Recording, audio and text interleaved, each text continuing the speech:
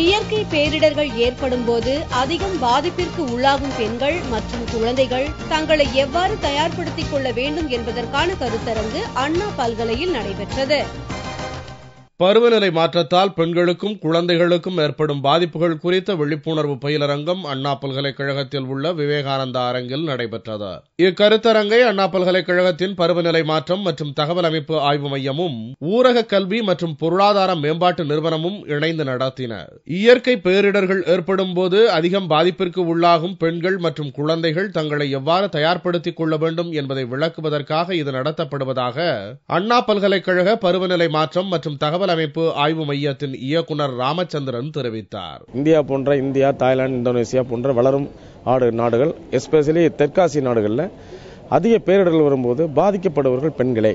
எவ்வாறு இதை மேற்கொள்வது, எவ்வாறு பெண்கள் எல்லாம் தங்களை தயார்படுத்திக் கொள்ள வேண்டியது, தங்களை மேலாண்மைப்படுத்திக் கொள்ள வேண்டியது, முன்னெச்சரிக்கை நடவடிக்கை எல்லாம் அரசு சொல்லும் பொழுது அதனை உடனே கேட்டு உயர்ந்த இடங்களுக்கு செல்வதோ இல்லை சொல்லக்கூடிய என்ன மருந்துகள் மாத்திரைகள் என்னென்ன யுக்தியை கையாள வேண்டும் என்பதெல்லாம் சொல்கிறார்களோ அதெல்லாம் பின்பற்ற வேண்டும்.